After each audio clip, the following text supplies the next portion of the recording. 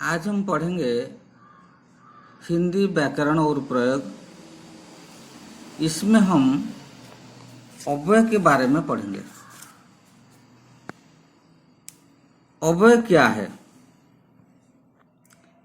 वाक्यों में प्रयुक्त होते समय जो शब्द मूल रूप में ही आते हैं और उनका कोई रूप परिवर्तन नहीं होता, उन्हें अव्यय कहते हैं। तो हमने यह देखा, जो शब्द मूल रूप में ही आते हैं और उनका कोई रूप परिवर्तन नहीं होता, इसलिए अव्यय को अविकारी शब्द कहते हैं। इसका कोई परिवर्तन नहीं होता, विकार नहीं होता है। अविकारी और विकारी, इसके बारे में मैंने पढ़ाया था। अविकारी जो परिवर्तन नहीं होता है, विकारी जो शब्दों रूपों का परिवर्तन होता है। जैसे लड़का, लड़की, लड़के, ये विकारी शब्द, लेकिन अविकारी शब्द का कोई परिवर्तन नहीं होता है। जैसे और का परिवर्तन किसी भी रूप में नहीं होता है, और सिर्फ और रहता है। जैसे लड़का, लड़के, लड़की, लेकिन और इसका कोई रूप नहीं होता, सिर्फ और होता है। के पहले, का पहले, कु पहले, ऐसा नहीं होता है, सिर्फ के पहले ही होता है। वहाँ का रूप का परिवर्तन नहीं होता है। शाबाश, हाँ, छी, ये शब्द, ये सब अव्यय होते हैं, क्योंकि ये मूल रूप में रहता है, इसका कोई परिवर्तन नहीं होता है। शाबाश मतलब वही शाबाश होता है, हाँ वही हाँ होता है, हाँ हूँ है, ऐसा नहीं होता है। इसलिए जिन शब्द रूपों का परिवर्तन नहीं होता है, उन्हें अव्यय कहते हैं। और इसको भी हम अविकारी भी कहते हैं। अविकारी, जिसका कोई विकार नहीं होता है, वो होता है अविकारी शब्द। ये जो अविकारी या अव्यय, इनके चार भेद होते हैं: क्रिया विशेषण अव्यय, संबंध बोधक अव्यय, समुच्चय बोधक अव्यय, विस्मयादि बोधक अव्यय। तो पहले हम पढ़ेंगे क्रिया विशेषण अव्यय क्या है। ये क्रिया विशेषण यानी क्रिया का विशेषता बताता है। विशेषण मैंने कहा था, जो विशेषता बताने वाले शब्द को हम विशेषण कहते हैं, लेकिन ये जो क्रिया विशेषण, ये सिर्फ क्रिया की विशेषता बताता है। जैसे धीरे धीरे, अचानक, इसलिए, शायद, क्योंकि, आजकल, ये सारे शब्द ये अव्यय होते हैं, और ये अव्यय क्रिया की विशेषता बताता है। जैसे धीरे धीरे, धीरे धीरे आया, धीरे धीरे गया। तो आया, गया, ये क्रिया शब्द, क्रिया शब्द के साथ वो आता है, इसलिए ये होता है क्रिया विशेषण अव्यय।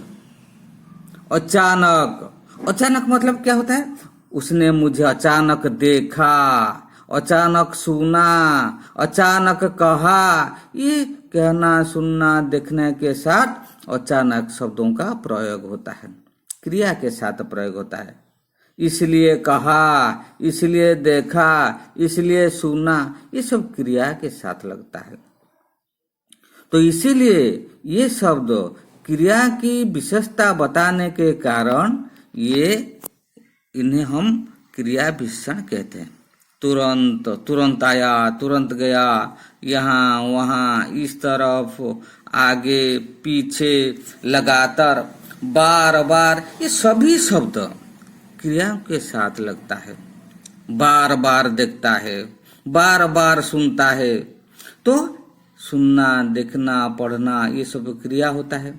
और ये क्रियाओं के साथ लगने के कारण यानी क्रिया की विशेषता बताने के कारण इन शब्दों को हम क्रिया विशेषण कहते हैं।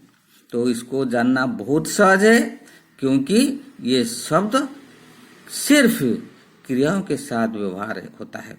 चुपचाप एक शब्द होता है, एक अव्यय होता है।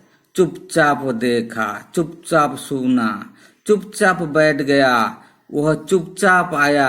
तो सभी क्रियाओं के साथ ये लगता है। बाहर, बाहर देखा, बाहर आया। तो ये सभी शब्द क्रियाओं के साथ लगने के कारण यानी क्रिया की विशेषता बताने के कारण ये शब्द होता है क्रिया विशेषण अव्यय कहते हैं। तो इसको जानना बहुत सहज है। ये अव्यय सिर्फ क्रियाओं की विशेषता बताता है और ये होता है क्रिया विशेषण अव्यय। इसके बाद आता है संबंध बोधक अव्यय। संबंध यानी संपर्क रखना। ये किसके साथ संपर्क रखता है?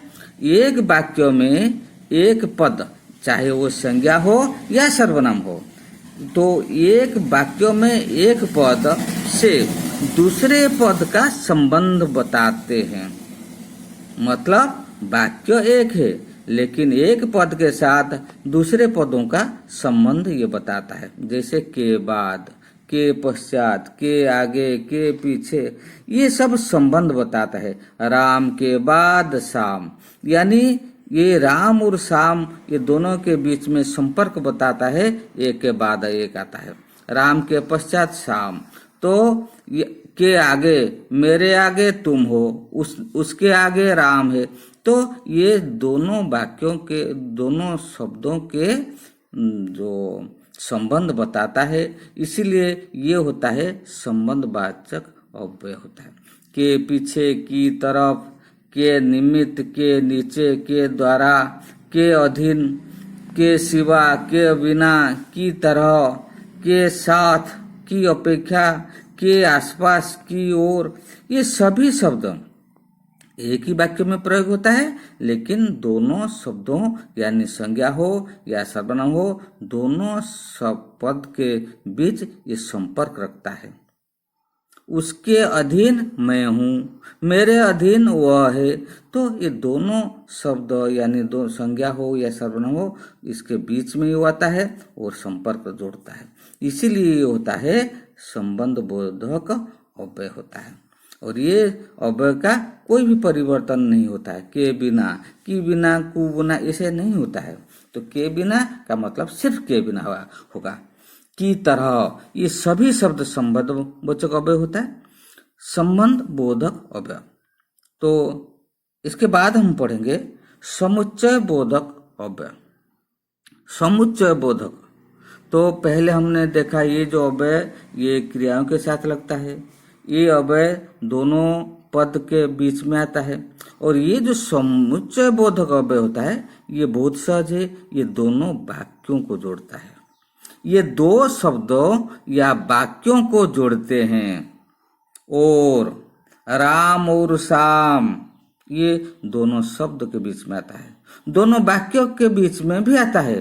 राम खाया और मेरे ओर देखा, या उसने खाया और चुपचाप चले गया। तो दोनों वाक्यों में या दोनों शब्दों में और शब्द ये जोड़ता है। तथा, एवं, या, अथवा, क्या क्या, न, चाहे, या, परंतु, अपितु, किंतु, ये सभी शब्द दो शब्दों को या दो वाक्यों को जोड़ता है। परंतु एक अव्यय होता है। उसने देखा परंतु कुछ नहीं कहा।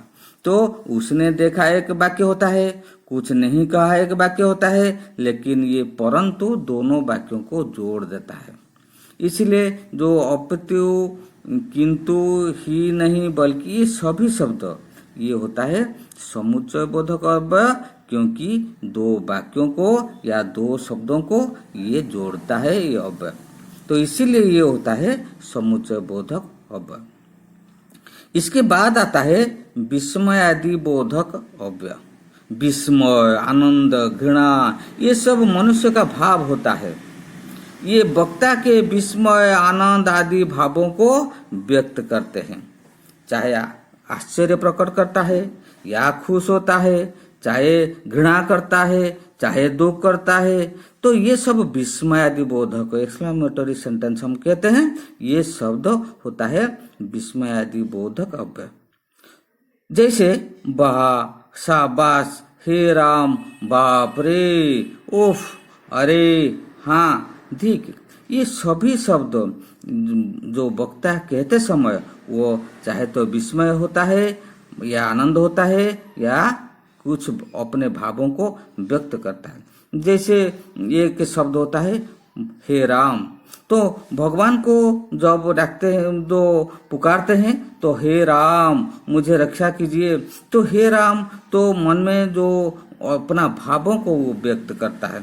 जैसे एक वाह, वाह मतलब वो आनंद बोध करता है, शाबाश धन्यवाद देता है, ये विस्मय होता है, कोई काम में वो आश्चर्य होता है, इसीलिए वो कहता है शाबाश। ये धिक शब्द घृणा करता है, धिक, छी छी, तो ये शब्द घृणा करता है। चाहे विस्मय हो, आनंद हो, घृणा हो, ये सभी जो अव्यय ये सब विस्मय बोधक अव्यय होता है। अरे राम राम, धन्यवाद, शुक्रिया, हाय, अजी, आहा, धन्य धन्य, ये सभी शब्द ये होता है विस्मय बोधक अव्यय।